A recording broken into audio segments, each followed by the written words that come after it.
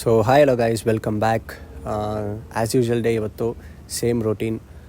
7:05 ಅಲ್ಲಿ ರೀಚ್ ಆಗಿದೆ.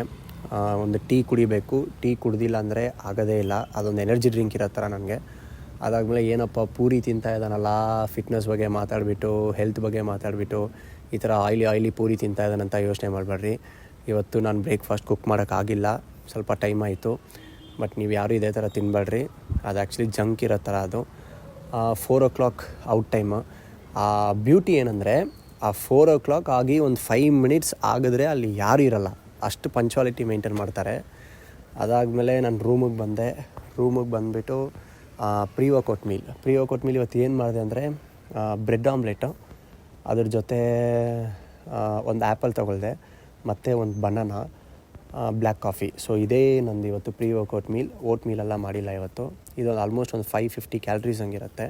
ಸೊ ನಾನು ತಿಂದ್ಬಿಟ್ಟು ಸ್ವಲ್ಪ ರೆಸ್ಟ್ ತೊಗೊಬಿಟ್ಟು ಜಿಮ್ಗೆ ಹೋಗಿ ಸ್ಟಾರ್ಟ್ ಮಾಡಿದೆ. ಇನ್ನೊಂದೇನೆಂದರೆ ಅಡ್ವಾಂಟೇಜು, ನನ್ನ ರೂಮಿಂದ ಲೆಫ್ಟ್ ಸೈಡಿಗೆ 200 ಮೀಟರಲ್ಲಿ ನನ್ನ ಜಿಮ್ ಇದೆ, ರೈಟ್ ಸೈಡಲ್ಲಿ 100 ಮೀಟರಲ್ಲಿ ನನ್ನ ವರ್ಕ್ ಪ್ಲೇಸ್ ಇದೆ. ಸೊ ಇದೊಂದು ನನ್ನ ಬಿಗ್ಗೆಸ್ಟ್ ಅಡ್ವಾಂಟೇಜ್ ನನಗೆ. ಅದೇ ಥರ ಇವತ್ತು ಲೆಗ್ ಡೇ. ಒಂದು ಪ್ರಾಬ್ಲಮ್ ಆಗ್ತಾಯಿದೆ ಜಿಮ್ಮಲ್ಲಿ. ಏನಂದರೆ, ನನಗೆ ಈ ವಿಡಿಯೋ ಕರೆಕ್ಟಾಗಿ ಶೂಟ್ ಮಾಡೋಕ್ಕಾಗ್ತಾಯಿಲ್ಲ. ಅದು ರೀಸನ್ ಏನಂದರೆ, ಹೊಸ ಜಿಮ್ ಅಲ್ಲ ನನಗೆ. ಸೊ ಅದೊಂದು ಎಸಿಟೇಷನ್ ಇದೆ. ಅದರಿಂದ ನನಗೆ ಈ ಆ್ಯಂಗಲೆಲ್ಲ ನಿಮಗೆ ಕರೆಕ್ಟಾಗಿ ಶೂಟ್ ಮಾಡೋಕ್ಕಾಗ್ತಾಯಿಲ್ಲ. ಪ್ಲಸ್ ನಾನು ಏನೇನು ವೇರಿಯೇಷನ್ಸ್ ಮಾಡ್ತಾಯಿದ್ದೀನಿ ಅಂತಲೂ ತೋರ್ಸೋಕ್ಕಾಗ್ತಾಯಿಲ್ಲ. ಬಟ್ ಅದು ಇಂಪ್ರೂವ್ ಮಾಡಬೇಕು. ಏನಕ್ಕಂದರೆ ನಾನು ಈ ರೀಲ್ಸ್ ಎಲ್ಲ ಮಾಡ್ತಾ ಇರೋದು ಜಿಮ್ಮಿಗೋಸ್ಕರನೇ. ಬಟ್ ಅದೇ ನಾನು ಕರೆಕ್ಟಾಗಿ ಮಾಡ್ತಾಯಿಲ್ಲ.